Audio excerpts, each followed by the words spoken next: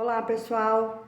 Dando sequência aos nossos encontros, falando sobre o assunto burnout, eu prometi que eu iria compartilhar um pouquinho com vocês, não só relatando da minha experiência pessoal em lidar com burnout, mas eu queria trazer um pouquinho de como a minha experiência de trabalho pode agregar aqui para quem está vivenciando ou tem um colega, parente que esteja passando por isso, tá? O burnout, em janeiro de 2022, foi reconhecido pelo INSS como uma doença ocupacional, né? E aí eu vou falar um pouquinho de juridiquês, vocês me perdoem, mas tem hora que não dá para traduzir tudo, a mente está um pouco viciada. Então, o que é isso quer dizer? O INSS, ele reconheceu que o burnout é uma doença que afeta a saúde num todo e ele deriva de uma condição ocupacional, ou ele tem muita ligação com o trabalho, né? Por quê? A maioria das formas que você é afetado no burnout, a porta de entrada é o estresse, né? Por isso que ela é reconhecida como uma doença ocupacional.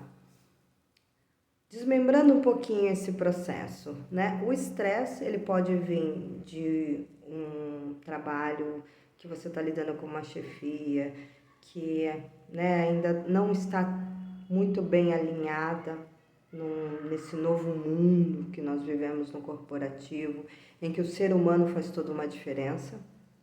E aí você tem liderança tóxica, né? Vamos dar o nome de liderança tóxica, aquele cara que grita, aquela liderança que está ali no microgerenciamento. Isso dá um desgaste danado, isso faz com que o estresse vá às alturas. Ou você está numa empresa que o resultado, você tem que matar 10 leões por dia para entregar, bater meta. Amanhã a meta dobrou, tipo Dilma, né? Quando a gente bater a meta, dobra. Também causa estresse, né? E mais ainda, você pode ter um ambiente que ele seja tão agressivo de competição, né, interna ali, você tem que ficar disputando o tempo todo o seu lugar, o seu espaço. São alguns exemplos que eu posso trazer aqui para vocês, por que ela se tornou ocupacional, né? Falando um pouquinho da forma com que ele vem, que é o estresse, e ele acaba sendo potencializado por outros sentimentos, né? Que é a inferioridade, que é também um problema sério que sim, ainda hoje se enfrenta, que é a discriminação, e aí ela pode ser por sua sexualidade, ele pode ser por causa da sua cor, por causa da sua religião. Infelizmente, como eu disse, ainda tem ambiente assim, e você vai juntando estresse, discriminação, aí vem o sentimento de inferioridade, você vem juntando essas condições, né, esses fatores externos. De novo, principalmente no ambiente de trabalho.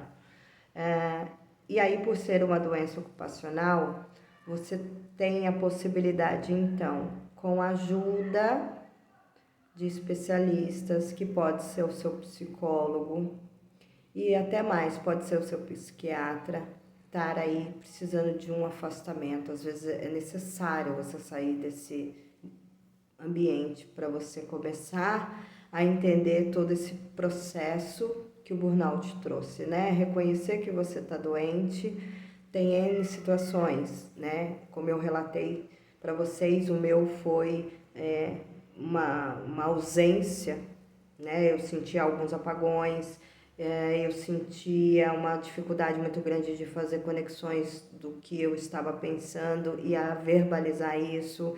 Eu tinha começou a me afetar a inferioridade, né? Comecei a duvidar da minha competência, coisa que foi ali, né, se tornando latente para mim. E no meu caso, acionou várias defesas, uma delas é fuga, sair da empresa, coisinha que dá para ver aí nos outros vídeos, né? Eu quero falar justamente de você, colega que está aí com essa situação, mas tem medo, né? Tem medo de como vai funcionar a sua renda, e aí você continua ali martelando, ficando nesse ambiente tóxico, não se dando o direito de tratar. Então vamos falar do que são as possibilidades para você. Se ela é reconhecida como uma doença ocupacional, você pode, com esses 2 profissionais te acompanhando, ter o relatório, né, que esses profissionais pedem para você sair do ambiente. Então, você vai ter o atestado de 15 dias, a empresa paga esses 15 dias e depois ela vai falar, olha, até aqui é comigo, a partir do 16º dia, você precisa procurar o INSS. Então, procure o INSS. Como você faz isso? Pode ser dando entrada, a própria empresa dá entrada para você, com auxílio da equipe de saúde e segurança, ou mesmo recursos humanos, folha de pagamento ali te ajudar nessa condição, ela inscreve você no INSS e você vai ter, então, um nome na consulta, né? Você vai ter a primeira análise do INSS e eles costumam dar 2 meses desse afastamento. Se você não se sentir bem, novamente, com o apoio de laudo dos especialistas, você pode pedir uma prorrogação, tá? Pelo menos nesse momento, eu indico, às vezes, você sair dessa toxicidade que tem o ambiente, para que você possa se reconhecer a necessidade, tá? O que aconteceu comigo é um pouquinho diferente, né? Eu acabei saindo de uma empresa, fui para outra, não deu certo, fiquei desempregada. Eu não acionei o INSS, tá? Por uma condição que é isso que eu venho aqui falando, querendo passar para vocês. Eu não reconheci que eu estava doente, eu achei um monte de coisa e acabei não usufruindo dessa parte que a doença ocupacional dá, né? Que é o amparo do INSS. Então, eu trouxe um pouquinho nesse episódio das possibilidades que você pode fazer, né? Você tem o direito, não é tão difícil, é algo que a empresa pode te ajudar. Se não conseguir pedir para um parente te ajudar, ligar no 135, fazer o primeiro agendamento da sua consulta, relatar amplamente para o médico. Não tenha medo do médico falar que é frescura do INSS.